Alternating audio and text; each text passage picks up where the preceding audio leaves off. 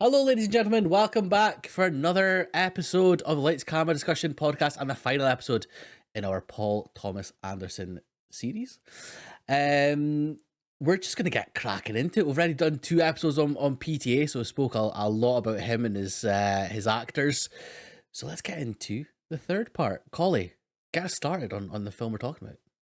So 2014's Inherent Vice, Larry Doc Sportello, a perpetually stoned private investigator, finds himself entangled in a complex web of events triggered by the disappearance of his former girlfriend, Shasta Faye Hepworth. Doc's investigation leads him into the heart of a vast conspiracy involving a powerful land developer, a shadowy organisation known as the Golden Fang, the LAPD, and other eccentric characters. Eccentric is the word. First thoughts then, Collie, on Inherent Vice. So I watched this when it came out, having been a big PTA fan at this point.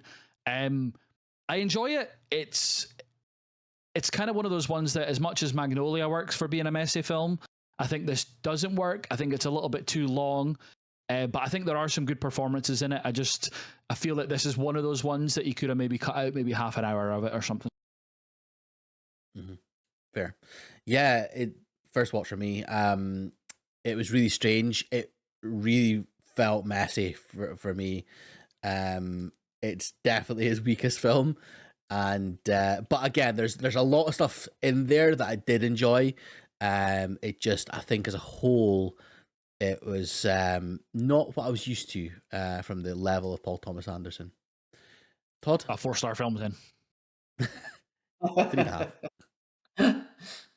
It's a rewatch for me, and yeah, it's the only one that I feel like feels its runtime, where I'm sort of looking at me watch a bit and being like, how long's this been on?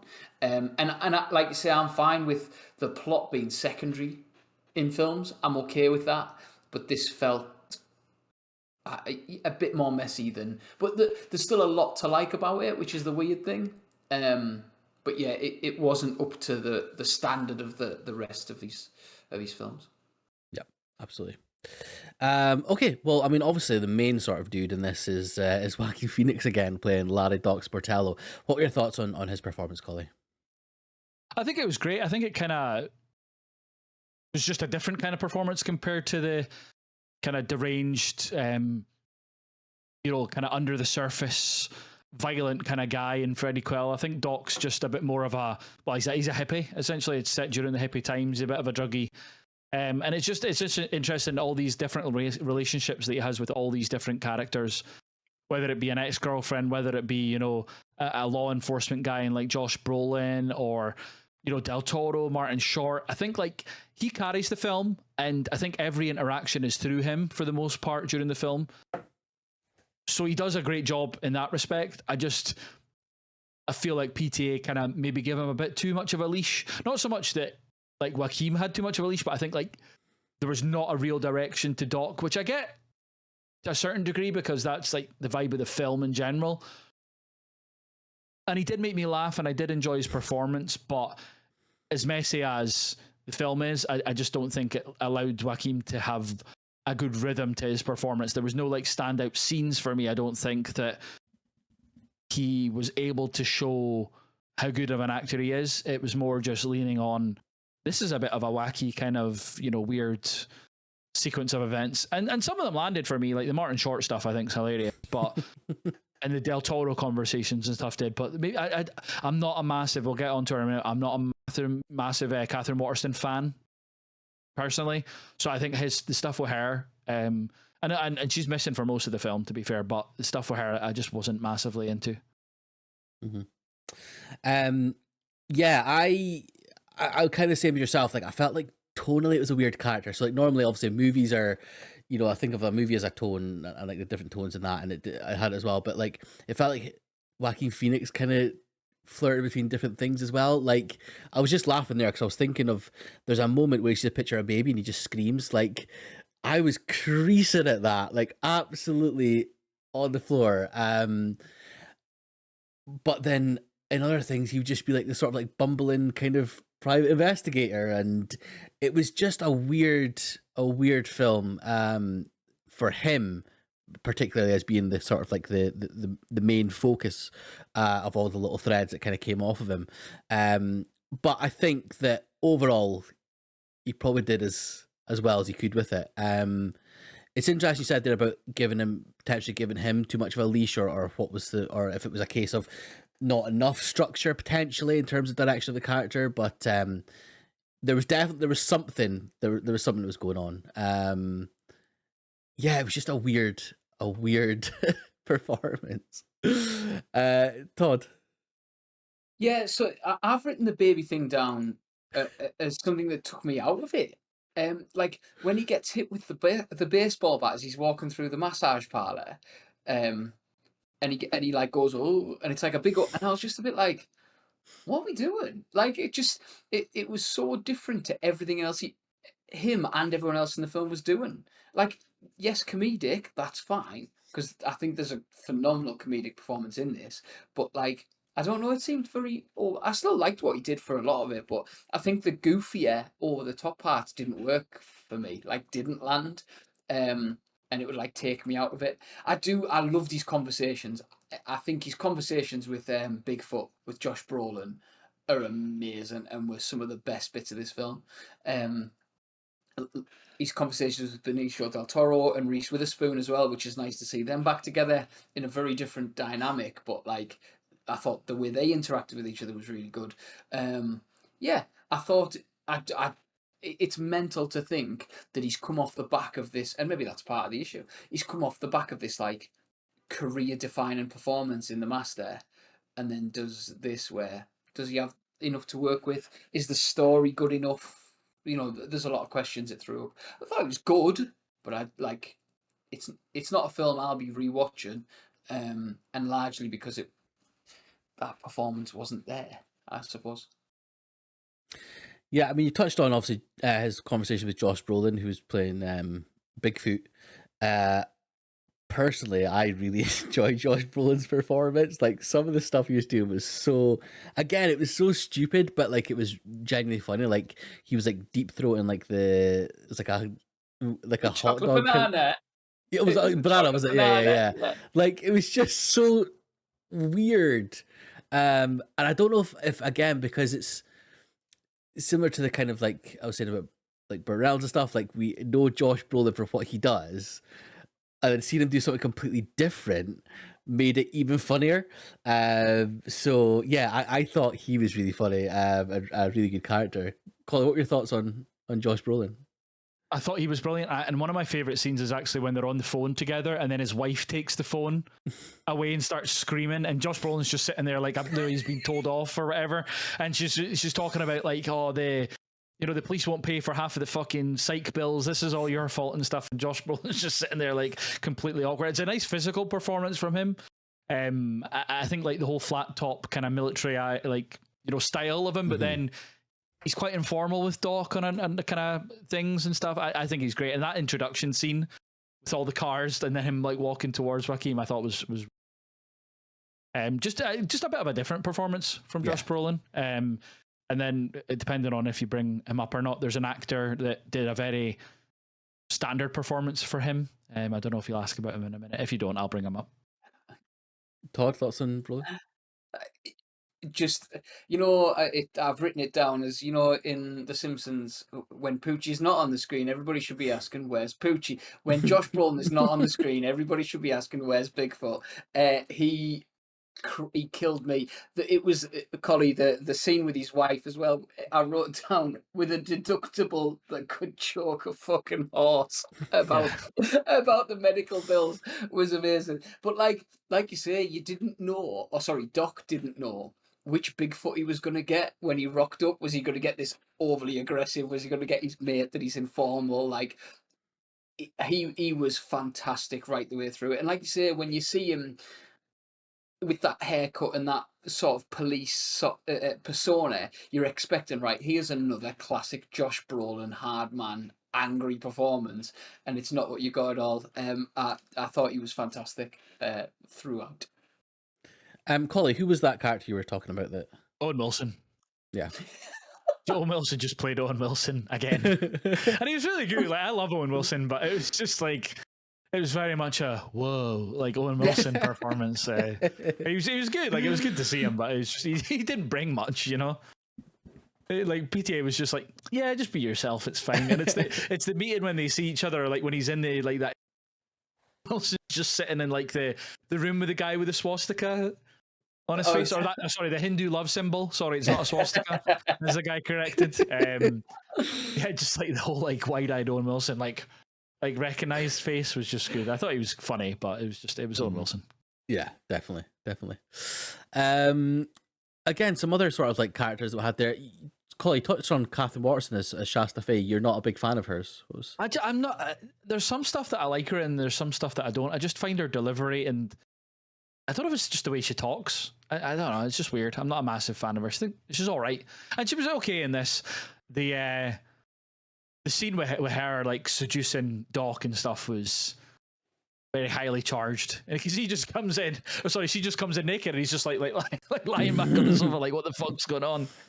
And then obviously like they're just talking through stuff, and she's doing all sorts of things with her feet and her body and stuff. But yeah, I'm not a massive fan of her. She's all right. That's fair enough. Todd, any thoughts on her? I like her. I think she's ethereal sounds so far between us, but she's like otherworldly in this film because she goes missing. She's got that, and again, it's hippies and it's like, you know, I think all just stoned the whole time type thing. But I like that she's got that sort of unreal air about her. When she's performing, especially with Joaquin Phoenix. Again, I don't think she did anything out of this world. I think the other one of the other characters I think that had a similar amount of time on screen was Jade, and I think Jade did more with her time on screen. I thought she was phenomenal. Loved every time she was on the screen. Than Sashta did. But yeah, she was fine. I don't think there was anything wrong with the performance. I just don't think there was anything to write home about either. Hong Chau was quite funny as Jade. I thought she was funny. Yeah. Obviously, we know about her from the Whale and stuff like that. But to me, she's always going to be Cook Poo from How I Met Your Mother. Is that her? Is it? Like, yeah, it's her. Yeah. That's funny. Yeah, I didn't realize it was Hong Chau until literally I looked at the cast. But yeah, you're right. I only know her from. It's her ears that always get me. Yeah. As soon as I see her ears, I'm like, yeah, that's Hong Chau. But yeah, she was fantastic, and I will potentially talk about her if we get to the quote. Oh, okay. Yeah, I think I know. Yeah, I mean, there was a few other kind of like folk that popped up. Obviously, we touched on Benicio del Toro, Michael Kenneth Williams. Me and Collie spoke about Maya Rudolph as well, kind of just popping her head up as well. Eric Roberts, and of course Martin Short. What were your thoughts on anyone that stood out from those guys, Collie? Jenna Malone as well. It says Hope. Oh, Jenna Malone. I thought she was good. Bye. Martin Short was just mental. He was so funny. As soon as he starts talking to him, and then all of a sudden he's like, "Oh, you're just one of those guys that wants drugs," and then he just he's like, "This is I can't remember what he says, but it's like super strength stuff," and they just start like hitting lines together and that, and then he like scurries away to the other room, and it's the funniest bit is like he's running towards the doorway and his trousers just fall down around his ankles as he's going into the other room. It's just such a funny physical performance. And then when they're in the car, just killed me. Like when they get pulled over by the police and they're proper like freaking out. It was like an old school like Batman from the 60s method of like, it looked like the camera was on the bonnet. There's definitely not any movement. And they're all just like jumping about the car as soon as the police guy pulls them over. Funny. Brilliant. Yeah, I was creasing every time Martin Short was on screen. He was just unbelievable. And again, it comes from his sort of comedic acting, though, doesn't it? He's like 100%. Such a good comedic actor, and it was perfectly played here. Todd, thoughts on Martin Short or any others we kind of touched on?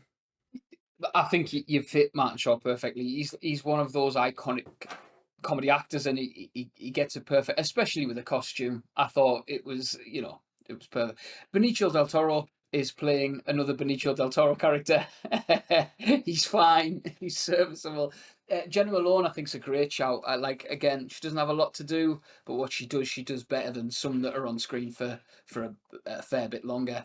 Her speech about or a monologue essentially about what she's been through and how she knows Owen Wilson's character and stuff. And Michael Kenneth Williams. I was waiting to Again, bring him up. Yeah, it was just good to see him. yeah, and so so intense, but not in a way that we know him for. Like he can be more intense. We know that, but yeah, I thought he was fantastic as well. Again, these bit players that come in and out of the story work really well with the film and are good performances throughout. You know, Paul Thomas Anderson's not getting shit performances out of anybody. Do you know what I mean? He will get the best. So yeah, a great cast all around. Sorry, Collie, I don't know if you want to say more about. No. Catherine. It was just good to see him. Like obviously he passed a few years ago, and I forgot that he was in this until I rewatched it. So it was good to see him. Yep, definitely. All right, I think we've kind of covered Inherent Vice, haven't we? So Yeah, just one thing to touch on is that this was based on a book by Thomas Pynchon, and that's who his book called Vineland is apparently one of the influences for One Battle After Another, PTA's next film. So it's not often, like obviously he adapted Oil for There Will Be Blood, kind of, but it's not very often that he adapts a book, and this being One Battle After Another being a book by the same guy, it'll just be interesting to see how it goes about, because we might talk on that in the kind of close of this podcast, but I'm really looking forward to that, because you know Leo working with PTA's got all the kind of chance of being all time. Mm-hmm. Yeah. Mm-hmm. Okay, favorite quotes then, Collie. So a quote for me was just so stupid, but it was him and Del Toro talking, and he's like, FBI stuff, they need somebody else on the strip who's not Italian, you dig? Like Howard Hughes when he bought the Desert Inn. And then Doc just goes, Howard Hughes was Italian? And it's so confused. He's just like so like not listening to what he's saying, and he just hears Howard Hughes and Howard Hughes was Italian. That just made me proper laugh. Brilliant. Mine was, well, so it's a bit of a long one, obviously, but it's Jade and Doc. So, hi, I'm Jade. Welcome to Chick Planet Massage. Please take a look at today's Pussy Eater special, which is good all day until closing time. Doc, how much is it? Jade, $14.95. Doc, not that $14.95 ain't a totally groovy price, but I'm really trying to locate this guy who works for Mr. Wolfman. Jade, oh, does he eat pussy? Doc, a fellow by the name of Glenn Charlock. Jade, oh, sure, Glenn. He comes in here. He eats pussy. So funny, Just like so brilliant. random. Oh God, Todd. I've got two because I couldn't separate them. I'm very sorry, and they're both Bigfoot and Doc. So it's Doc says, "Are you okay, brother?" And Bigfoot goes, "I'm not your brother." And then Doc says, "No, but you could use a keeper." And he's like really worried about saying it. And I thought that was wonderful. But then, do you think that Glenn and Shasta were fuckinging? And fucking Doc was goes, "Fuckinging." Yeah, it's so good the way he spells it out like that. Yeah, Fuckinging. It was brilliant. Yeah. Brilliant. Favorite scene, Collie? so it's kind of a cheat, like it's Martin Short's office, but the car journey in particular afterwards, and just to get like a quote on it, it's what's his name? His little sidekick guy. I noted it down. I can't remember. Anyway, but he's in the back of the car beside Martin Short, and he says, "Listen, man, this is a Mercedes, painted one color. That should count for something." So stupid. For me, I touched on it, but it's not really a scene. There's not really a scene that stands out, but like Doc screaming at the baby pig, just honestly, like that tickled something inside of me. It was absolutely hilarious. Todd. The first meeting between Doc and Bigfoot for me, it set them up so well. It was brilliant. That was the bloke Dennis that said that, and it's the guy that appears in Martin Short's office, and he's got the steering wheel, Yeah, and he's like, "Want people to steal the car or whatever." Yeah, him. Sorry, Massey. that's okay. I was gonna say MVP, Collie. For me, it's Josh Brolin. I think Josh Brolin was really good. Like just a bit of a different performance for him. Yeah, same. I think Wacky Phoenix was probably just behind. But yeah, Brolin for me. Todd. Brolin for me as well. Yeah. Another unanimous MVP. Brilliant. Okay, and ratings then. So, Collie. A 4 for me. Okay, I gave it 3. And Todd? Yeah, I went 3. All right. Okay, groovy. Collie, next film. So next film's 2017's Phantom Thread. A renowned dressmaker Reynolds Woodcock and his sister Cyril are at the centre of British fashion in 1950s London, dressing royalty, movie stars, heiresses, socialites, and debutantes. Women come and go in Woodcock's life, providing the confirmed bachelor with inspiration and companionship. His carefully tailored existence soon gets disrupted by Alma, a young and strong-willed woman who becomes his muse and lover. Interessant. So, first thoughts then, Collie? Similar to the last few, like I was fully in on PTA here.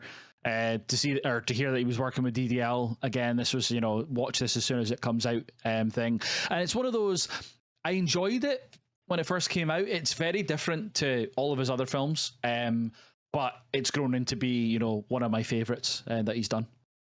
Well, first watch for me. I don't know if it's a film like made for me, but I did like a lot of like things with it, especially the technical aspects of it.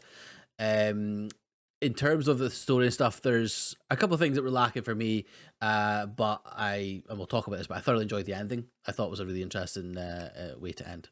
But yeah, it was fine. Todd?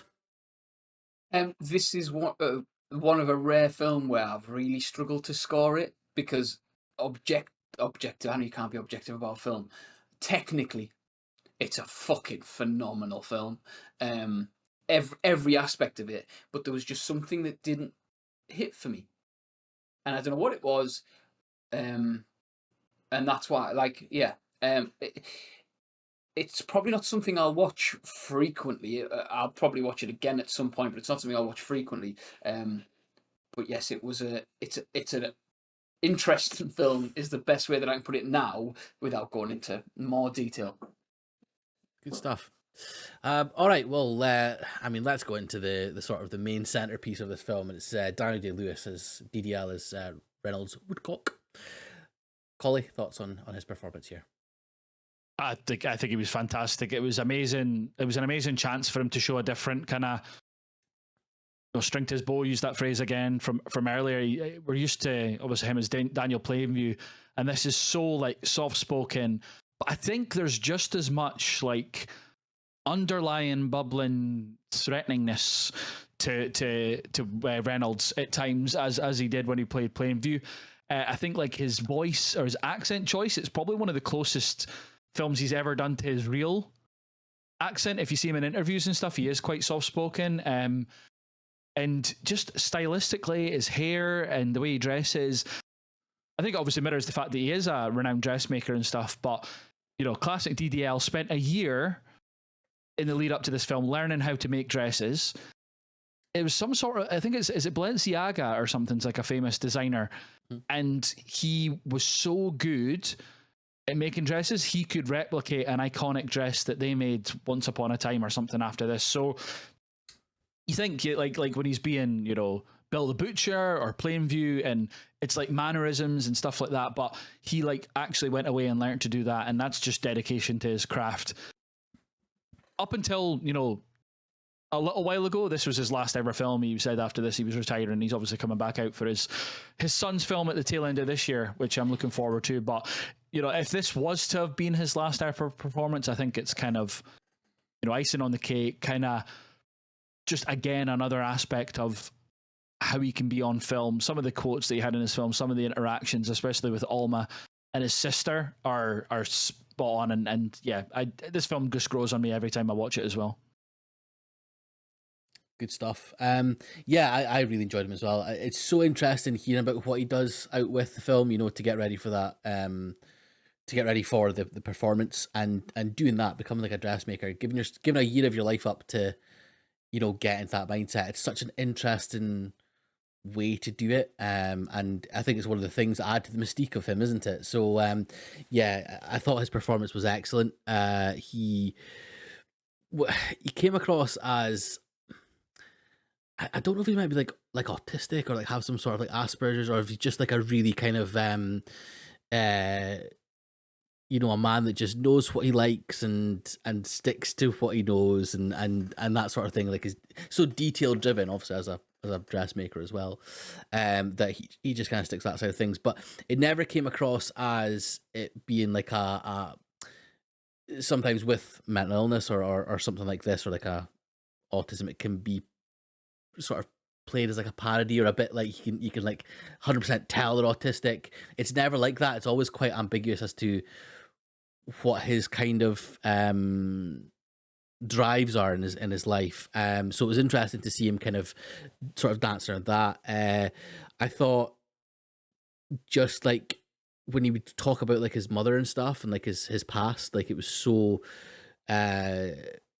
it was so full of feeling whenever he spoke about it. And it wasn't just like sadness or anything as well, because especially when he saw his mum, or sorry, saw his mum in his fever dream, and speaking about how he doesn't find it haunting that the dead watch over the living, like stuff like that. I just thought it was like such an incredible performance, and so many layers from him there. But again, it's Daniel Day-Lewis. I mean, like he's all, you know, he's going to give you a phenomenal performance, and I really enjoyed his performance in this.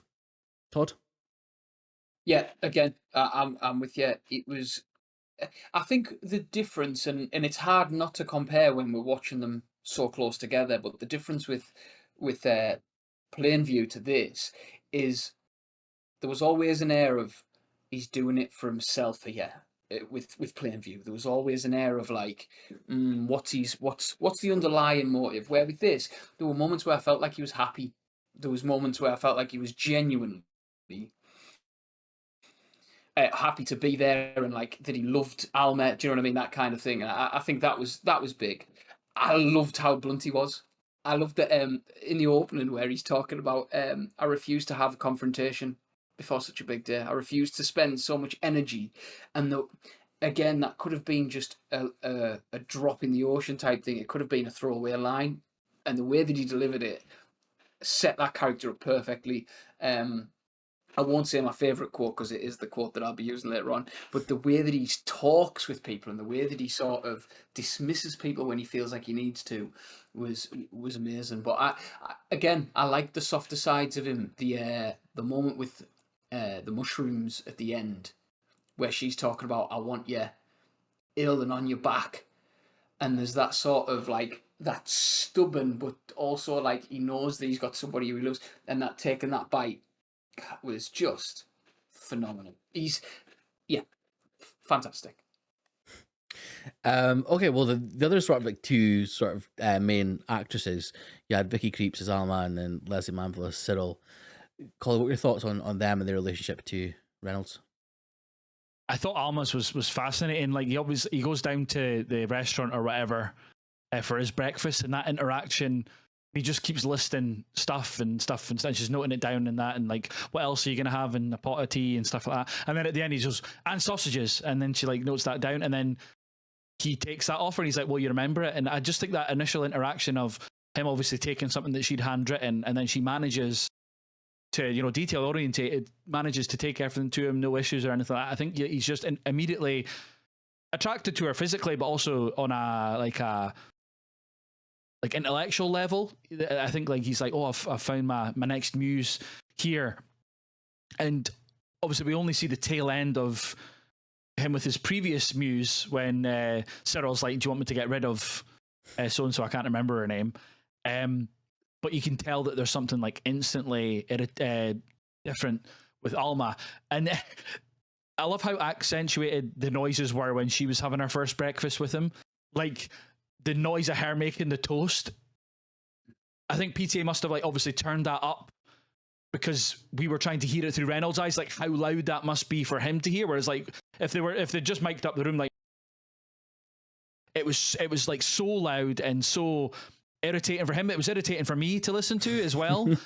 Like her like pouring the tea from like this high up, and the way that it was dribbling and making a racket. Like I think PTA deliberately made that as a choice to irritate the audience as well as it was irritating Reynolds. And yeah, like Todd touched on later with the mushroom aspect, the initial doing it when you see her preparing it, and then obviously the later on conversation about you know how she wants to keep him and stuff like that, and how she wants to be like overlooking him. And then the final scene is or like near the end, you see where they've got a kid and stuff like that. So like she's got what she wanted out of the relationship, whereas previously Reynolds' relationships were what he wanted, and as soon as he was done, it was done. Whereas this is obviously a bit of a different I think he likes being challenged for the fact that he continues to eat the mushrooms, and then like he's sitting on the toilet, and I just love like how they tell each other that they love each other, and he's like, I think you should leave the room now, by the way. I just PT, like in a lot of his films, even if they're serious, there's funny moments, and I think somehow I find this to be one of his funniest films. Just some of the lines and some of the delivery from Reynolds, I think, is just really, and from Cyril as well. Like, I just so like sharp tongued, and the delivery's amazing. I'll let you talk. I'll let you both talk on Alma, and then we can come back around to Cyril. Yeah, I mean, definitely the whole thing about almost her kind of flipping his normal kind of power dynamics with a lady, I thought was such an interesting thing, and you could tell from the start like she was almost as stubborn as he is, which obviously, as you say, I think made them meet on an intellectual level, which was more than just like physical attraction and stuff. But yeah, I thought her performance was great, and it's almost like the characters sort of met on an intellectual level, but then also her performance met Daniel Day-Lewis's on like an acting sort of level as well. Like, I'm not saying like she's as good an actor or actress as him, but for what was needed in the film, she kind of kept up with him the whole sort of time. So yeah, I really enjoyed that sort of like switch in the power dynamic where she was kind of the main sort of catalyst in changing him for the better, maybe, but changing him to become a more rounded person. Todd? Yeah, I love that she was introduced as like almost. I know obviously there's the detail with the order, but she was introduced as a sort of more clumsy character, like when she's bouncing through that cafe and she like knocks things over, and so I thought that was a really nice little introduction. But I just like the fact that, like you say, she was so stubborn that the bit where he's talking about her, I know it's towards the end of the film where he's like she's disrupting the house and stuff, and he sort of wants rid of her, and she stood behind him and doesn't change. Like you can see she's devastated, like in her eyes, but like doesn't get aggressive, doesn't change her stance, and then talks about the dress, and then he goes off on it a bit. But I think her interaction with him is brilliant. The New Year's Eve scene as well. I thought that was a real standout for me with her. Obviously cinematography wise as well. I thought it was. The way that he peeks his head round the side of the door when she's left and stuff, I think is really good. Yeah. Yeah. And the other one again, which is sort of a silent scene for her, is where she's in the dresses. It's like the catwalk scene. Again, she's just so full of like pride in herself and life, and it was I think she's brilliant, and it sort of it helps me realize she is a fantastic actress, because there was obviously she was in Old, and I was just like, I think that was my first. I genuinely think that was my first introduction to Vicky Creeps, and being like, what is this? This woman and she can act. She's a phenomenal actress, and like you said, held her own with one of the best to do it. All right, Cyril, played by Leslie Manville. Did you speak about Alma? Sorry, Massey. Oh, right, okay, cool. That's fine. Yeah, Cyril, I thought. Sorry? I'm glad you were listening. Yeah, you must have been shy points anyway. Yeah, Cyril. I thought she was ace. It's kind of reminding me a little bit of Amy Adams in The Master, in terms of like she's actually like the brains and the controlling person in the relationship. Obviously, this is a bit different being siblings, but I think like she's got Reynolds like where she wants him, but she knows when to check him and bring him back in line when she needs to. She obviously knows that she's now like the surrogate mother to him, because he must have been really close with his mom, and his mom must have nurtured him in a certain way and treated him in a certain way. So she's just had to pick up that mantle. But I think she's like takes less of a shit that his mum probably did. She does knock him down a peg a few times. But I thought Leslie Manville was amazing, and I think she was nominated. I'm pretty sure she was nominated for supporting actress for this, which is well deserved. Absolutely. Yeah, I really liked her performance. I thought it was again, it's the interesting power dynamics, where it's almost like he's meant to be the one in control, or it sounds like he's the one in control of his life, but she's always there, kind of to either support or lead him the right sort of way and stuff. And yeah, I thought even like her little quips to the the previous kind of muse that he had, but then also when Alma shows up at the dinner table or sorry, breakfast table and stuff as well. I thought those were like kind of interesting, and you could see her almost jabbing at Alma to see what kind of reaction she get out of her. And I thought that was again another interesting way for them to show to show her sort of relationship with Reynolds. I think when they first meet is when she's getting the dress fitted and she comes up and she's like, "Oh, what's this thing that's made the house smell really nice?" or something like that. Yeah. And yeah, it's again such an interesting way of showing how her relationship with Reynolds is. I suppose it's kind of protective, but then it's also as well trying to which is doing these sort of jibes and that. It's like almost like making sure that the person that he's chosen can still meet him on that sort of like intellectual side of things as well. So yeah, I really enjoyed her performance. I thought she was really good. Todd? Yeah, I like the change in her. But I think I liked having there, like you says, the power dynamic. I liked having that character there and how you know, women, and I know she's obviously not like a sexual relationship or like a muse or whatever, but women come and go in his life. And she has been a staple, and like you say, you can see from the way that she quips at him and at the people around him that like she doesn't take any shit, and that he really appreciates that. But yeah, it was that the scene where the two of them are having dinner. I thought was like a nice little sort of yeah, it worked really well, and like you say, the sort of sharp tongue of her worked really well. Are you meaning the scene like early on in the film or the one later on? Early doors, like it's Yeah, like is that what he says? Like, I think of, does he call her his mama or something like that? And just think of her often and stuff like that. I wonder if she's like watching on and seeing those dresses and stuff. Yeah, I thought that was a really nice conversation. All right. Any other characters you want to touch on there at all, Collie, or? No, not particularly. I think those Yeah. three like really like obviously there was the couple of meetings that he had with like the rich woman who then I loved the scene when they went into her house or room or whatever and just tore the fucking dress off her. I thought that was funny. I thought that was a good like Reynolds and Alma like we're a team now kind of moment. I thought she was good, and then is it the princess, the Belgian princess, countess, whatever it was, with the wedding dress. I thought that was her. I thought her interaction with Alma was really weird. Like Alma just walked up to her and was like, "I live here," and she's like, "Okay." And what? But it's obviously Alma was like feeling a bit weird with how Reynolds and this woman's relationship was because he'd known her for all her life by the fact that he recounted earlier. He's like, I designed her, what was it?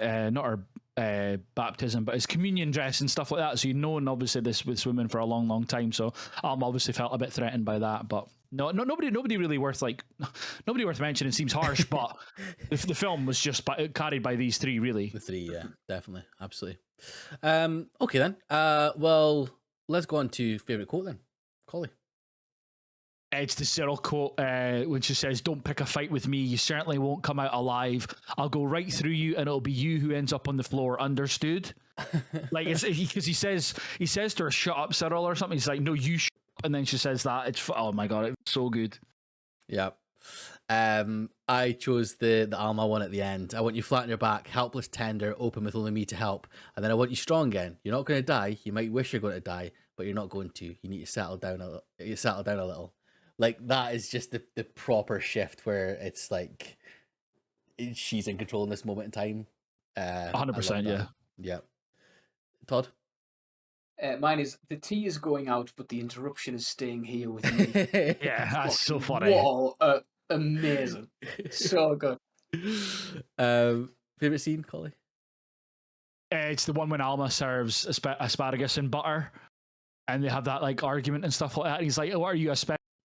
Where's your gun?" And she's just like, "Stop being a child." And he's like, "Where's your gun? Where's your gun? Show me your gun." And she's like, "Just shut up, shut up." I just thought that like interaction between the two of them was amazing. And then what did they say at the end? Reynolds is like, "Well, if it's my life that you're describing, it's entirely up to you whether you choose to share it or not. If you don't wish to share that life, as apparently it's so disagreeable to you in every aspect, why don't you just fuck off to the back where you came from?" And then she just says, "Fuck you," and walks off. Brilliant. I thought that was brilliant. Yeah, for me the scene it was again, it's the ending scene. Like I totally fell in love with the ending scene where that kind of dynamic shifts and they both accept it. Especially when he eats the mushroom, knowing full well that it's like being poisoned like that. It's brilliant. I think the way they did that was incredible. Todd? It was speaking to the vision of his mother. Let's say I thought it was such a shift in tone for not just the film but for his character as well. And was handled really well. Again, it wasn't like some fucking like spooky over the top like Person in like a Marley and Marley duvet. shit. Yeah, like it was really well done. And it just like I say, it hit another level of a phenomenally performed character for me. Good stuff. Okay, MVP, Collie. Daniel Day-Lewis for me again. Yeah, I was gonna go. I mean, I chose not to because I went for the production design. I thought the production designer was absolute quality. It was really, really good. I mean, Daniel Day-Lewis is the easy answer, though, isn't it? He was phenomenal.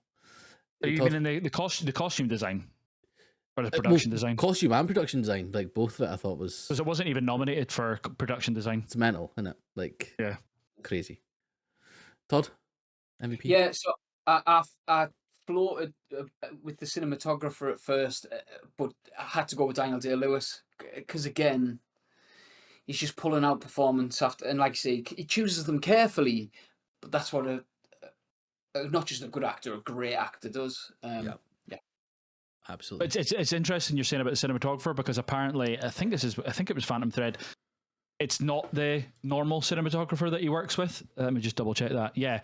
So he stopped working with Robert Elswit after Inherent Vice. And unofficially, PTA was the cinematographer on this. And Robert Elswit came out and like pretty much slagged off the cinematography in Phantom Thread. So he was obviously a bit bitter that he never got asked back for it. Wow. But just on the Oscars of that year, so DDL was nominated, obviously. But Gary Oldman won it for Darkest Hour, and then it was Chalamet for Call Me By Your Name, Daniel Kaluuya for Get Out, and Denzel for Roman J. Israel Esquire. And I just feel like I kind of feel like Daniel Day-Lewis could have won that again, and maybe even should have. Maybe I'm a bit biased, but I think out of all of those, I wouldn't give it to Oldman. Chalamet and Call Me By Your Name is amazing, don't get me wrong, but I think it would be between DDL and Daniel Kaluuya personally. Who would win it that year, and I would be biased and just say DDL. So he could have had 4 out of 6 instead of 3 out of 6. Yeah, which is crazy to say that he's got 3 out of 6 anyway. But yeah, but yeah, just interesting. Absolutely. Okay, ratings then, Collie. A 5-star for me. Well, 3.5 star for me. Todd. And I went 4 stars. Fair enough. All right, let's move on to the final Paul Thomas Anderson film. Collie, what is it? It's 2021's Licorice Pizza, set in the San Fernando Valley of 1973. The story follows the unconventional and evolving relationship between Gary Valentine, a confident and entrepreneurial 15-year-old former child actor, and Alana Kane, an aimless 25-year-old woman working as a photographer's assistant. Good stuff. Well, it's a strange one, and it's a rewatch for all of us because we obviously spoke about it for the Oscars. But Collie, what are your thoughts on this film? I really enjoyed it when I first watched it, and it's been one of those ones that I think I even said this on our podcast at the Oscars. I was like, it's one of those ones that I can just chuck on and enjoy in the background almost. I think the vibe and the aesthetic of the story and the setting, I just enjoy living in that world, I guess you could say. And yeah, I've loved it ever since. I think it's one of those ones that I enjoy more and more every time I watch it. Good stuff. Yeah, I really enjoyed it when I first watched it. Like, it's one of those that, like, the whole kind of thing, the world almost, like, that it has is super interesting to me. And the performances are really good as well. We'll obviously get into that in a bit more detail, but yeah, I really enjoyed it. I when I watched it for the Oscars, like, I enjoyed it. I gave it a decent rating in my eyes. This time I kind of enjoyed it just that little bit more, and it's one of those that actually, there's a few films that we've watched that I'm like, I don't know if I can watch them again, whether it's the length or anything, but with this one I could actually just see myself popping it on and just chilling and watch it, because it's quite an easygoing film. There's some sort of like darkish points in it, but it's a relatively easy sort of thing to watch. So yeah, I know I really enjoyed it, definitely. Todd? Yeah, I think easy watches, and not from a sort of like, when people are talking about like streaming films where you just stick it on in the background, but like it's one of those like a Sunday afternoon, stick it on and just like, but it's a film that's also incredibly well made, incredibly well acted, and I just think it gets better on every Mhm, rewatch, and I think it will continue to do that. totally. Okay, well, I mean, the sort of like the main two, of course, are Alana Haim as Alana, and then Cooper Hoffman as Gary. Colin, talk to us about their two performances and their relationship and stuff as well. It's interesting. It kind of throws back to Boogie Nights when it's a really young. I mean, and Mark Wahlberg had acted before Boogie Nights, whereas Alana and Cooper hadn't, or they'd done very little acting before that. So it was a big risk, I think, to kind of bring them to lead the film, let alone like be part of the ensemble. And I thought both of their performances were excellent. I thought Alana brought a kind of awkwardness to the character, a bit of a just a weird kind of vibe, but in like an interesting way. Just not, she wasn't like a weirdo, but just like had that kind of quirky aspect of. She even has that conversation with I think it's one of her sisters, or maybe it's a friend, I can't remember, but she's just like, is it weird that I hang out with Gary and his 15-year-old pals? And the other person's just like, I don't know, that's for you to decide. And then she's just like, yeah, it's weird that I hang out with Gary. It's just like that acceptance of it's just not conventional. And then I thought Cooper Hoffman was just excellent. There was some mannerisms and stuff that just make you think of his dad. But I think like just to say that he's in like emulating his dad's a bit harsh on his performance. I thought he brought his own fun nature to it. Because he was only in his late teens when he filmed this. He was only maybe a year or two older than the 15-year-old Gary. Yeah, I just thought some of the conversations that he had with the fellow actors. Early on you had is it Lance and stuff like that. Was obviously his rival for the Doors. His relationship with his mum's interesting. How they run that kind of PR management team together. I thought that dynamic's quite interesting. And then like just his back and forth with Alana and like kind of will they, won't they nature. I think is a very interesting aspect to the film. Somewhat controversial to others, but it's interesting for sure. Mm-hmm. Yeah, I mean, I do kind of agree that it's quite controversial. Like the age gap is a bit strange, but it's not film ruining for me because it's kind of platonic as well at points and things. But yeah, no, I think in terms of this being their debuts, like they're unbelievable. Cooper Hoffman just oozes charisma and charm. Um, you could you can almost tell that he's been around that sort of uh like actors and stuff, and it seems to just become a second nature to him. You're absolutely right in the fact that saying he's just emulating his dad's is a disservice to him, because he brings his own sort of, again, charm to it. And yeah, I really love it. It's just effortless for him. Also, I really enjoy the fact that they're not both like conventionally handsome people. They kind of have their imperfections, and that adds almost more character to their characters, which I really appreciated. But yeah, just for me, Cooper Hoffman's he's just it's not even arrogance, but it's just like he's just like a magnetic, charismatic personality, and I thought he was absolutely phenomenal. But again, Alana as well. Um, to come from being in a band to doing this, I think she gives a phenomenal performance. And the main thing is that they both feel real, and their relationship feels real. And as an actor, an actress, that's all you can ask for is like when you watch it on the screen, it feels real. And yeah, I thought they were both great. Todd? Yeah, I thought Alana was very naturalistic. Was the phrase that I wrote down, and I think that works really well. I love that she's like the layers to her character. So how she interacts with Cooper's character compared to how she interacts with Sean Penn's character. Like she has the power over over Cooper's character, whereas when she's in that in that restaurant, in that bar, and she's almost like melting every time Sean Penn talks. And he's clearly a piece of shit. You know, he's clearly not a good guy, but she just absolutely melts looking at him, and I thought that was excellent. Yeah, I think it would be easy to sort of try and compare Cooper to his dad, but you don't have it. You don't have it at all. There's flashes of him. I think in particular when he's running, you know, when she falls off the bike and he's running towards her, I couldn't see anybody else but Philip Seymour Hoffman. But that's really the only time. And I don't think he tries to act like him either. But I think, again, he plays boyish very well. He plays vulnerable very well. And again, has those layers to him where he's the businessman and then he's a little boy. And like the difference between the two works really well. And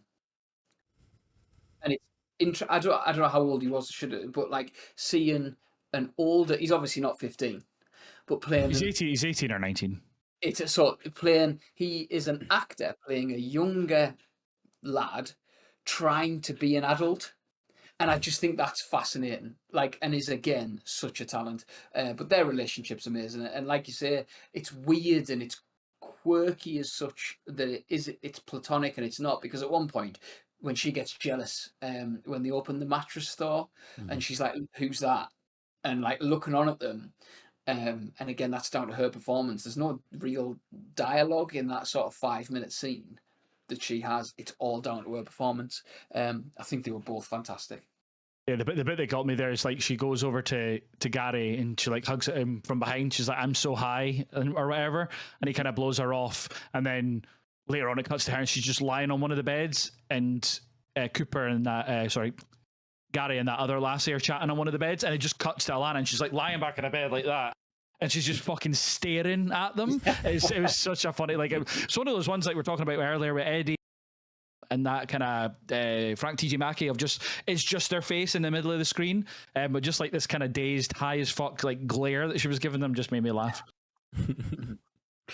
There's obviously like a load of other kind of characters that pop up and stuff as well. One of the standouts for me was Bradley Cooper. Oh, unbelievable. I'm playing a real guy, I believe. Yeah. So they had to ask for John Peters' permission to play him in it, and then he was like, yeah, of course. The only tweak I'd do is that I would try and sleep with Alana as well. So that's why there's that flirty nature with him, because he was a serial womanizer. So that's one of his only things about like, yeah, I'll be in the film, is if you write the character to be like flirty with Alana, which he is obviously in the truck later on. Just brilliant. Like, it's a phenomenal performance. Like, again, it's for some reason PTA can do these kind of almost one scene characters just pop up and just give you something completely different and almost steal the show. But yeah, I absolutely loved him as that, and it's really interesting to hear that he wanted that part in where when he's talking to Gary about like how to say Streisand. Yeah. He's like, sand. He's like, Streisand. He's like, are you trying to fuck with me? Or whatever he says. And he's so funny, like so aggressive. It's brilliant. Any other folks that popped up for you guys that you want to talk about? Penn and Tom Waits made me laugh. Yeah. Like their whole interaction with the in the restaurant, and Alana's just sitting in the middle of just being silly, and then they're like, right, let's go out to this fucking golf course and do this stunt and stuff. It was just ridiculous but funny at the same time. Absolutely. Todd? No, Tom Waits was the only one for me who really stood out as being that sort of, like, Sean Penn played the sleaze and played it very well. Sorry, just to interrupt. The bit in the restaurant when he's saying, like, you know, I had 2 friends beheaded in Africa and stuff. He's like, I'm really at home in the jungle, not this jungle, Africa. And then like Alana's just like, is this lines or is this real? It just made me laugh. Sorry, Todd, on you go. No, that was mine. That was the big one for me. I thought Benny Safdie in the small like role that he had as the politician. Oh, yeah. I thought he was good. Yeah, of course. Yep. I've got a couple of like miscellaneous, like not really on their performances, but who's who. So the guy in the waterbed restaurant, fucking shop that's selling him the waterbed. Oh yeah, that's Leonardo DiCaprio's dad, who's never acted before. That was his debut acting role. The lassie Frisbee that Alana talks to in the toilet in the Mikado restaurant is one of Spielberg's daughters. And apparently one of his other daughters is in it called Cindy, but I couldn't figure out who Cindy was. And then, do you know when he's originally selling the waterbeds and Herman Munster's there? That's John C. Reilly that's playing Herman Munster in the Herman Munster suit in an uncredited cameo, which I all thought was really weird. Amazing. And then another bit of like just miscellaneous info about people. Steve, the actor, Barbara Streisand's like assistant, who's like phoning her up and being like, "Oh, you're getting a waterbed." He choreographed the film Tick Tick Boom, which I thought was quite interesting as well, because I think this was his debut as an actor, but he's obviously a famous choreographer, so he choreographed Tick Tick Boom that we covered obviously in another episode. Wow, did not know that. So that was all the kind of tidbits I had on different people that were appearing, and obviously the Haim family play Alana's family in the film as well. Yeah, I did actually hear as well. I think isn't George DiCaprio, like Leonardo DiCaprio's dad? He actually was like a salesman or something around that place at that sort of time in history or something like that, or he was like known around that sort of time or something. I'm sure I read something like that, but well, I don't know. Like I know that Gary Goetzman is who Gary Valentine's based on, who was a real child actor way back when, and all the stuff about waterbed and that like actually happened. That's amazing. That's so cool. Need to go back and watch because I just had a scroll through there while you were talking, Colin, just to see like all those different names. Ray Nicholson's in it as well. Jack Nicholson's son plays a guy called Ray, and I had no clue. So now I need to go back because obviously he's had a big, with Smile 2 and Borderline and stuff. Like, I definitely need to go back and catch where he is. God, mad cast. Crazy, isn't it? All right. Well, quotes. Favorite quotes, Collie. I just want when they were thinking about naming the waterbed, Alana says, "Soggy bottom sounds like someone shit their pants," and I just thought that was so stupid. Mine was the aftermath of the date at Alana's house. So Alana, what does your penis look like? I Lance. understood it as well. Alana, what does your penis look like? Lance. Like a regular penis, I guess. Alana, is it circumcised? Lance, yeah. Alana, then you're a fucking Jew. And then she just storms off. Yeah. So I sorry, Todd, you can say your one first, and I'll say mine after. Mine is an Alana and Gary one, and it's she goes stop, and he goes breathing, and she went yes, and I just love that like fantastic dynamic between the two of them. Go on, another one was the Lance one. He's like, "Well, you're certainly right. I was born into Judaism, but my personal path has led me to atheism. You see, I can't just believe there's a God when I see all the suffering in Vietnam. I just thought that was so funny. And obviously, that's the boy who plays Jimmy Olsen, is it, Massey? Yeah, Superman. Yeah, Skylar Austin or something. Something like that. Yeah, Skylar Gazondo. Oh yes. Yeah, like that's such like an actor kind of thing, isn't it? Like such a sort of performative kind of statement to make. Yeah. So favorite scenes, Collie? The initial interaction with John Peters and Gary when he's arriving to deliver the waterbed, and he's like late and there's no gas, and he starts talking about his dick hole size and stuff like that. Just bizarre. Yeah, mine was the moving truck and getting away from Bradley Cooper with no gas. Like the way they did it was so tense. It was great. So when he smashes the windscreen and then the truck runs out of gas, and you're like, of course it did. Todd? Mine's the silent phone call where he rings Alana, and he's like, and she's like, "I can hear you breathing," and you can see him going to talk and not uncover it. It was absolutely. It's funny. It's back and forth with his little brother there as well when he's like and stuff like that. I thought that was funny. The bit right after the truck at the bottom of the hill, when John Peters appears again. And he like kicks something through the window and storms off. And then there's two people walking past that have played tennis. So he like follows them and he's like, "Do you guys like peanut butter and stuff?" It's just so random. Oh, it's brilliant. Okay, MVP, Collie. Bradley Cooper for me.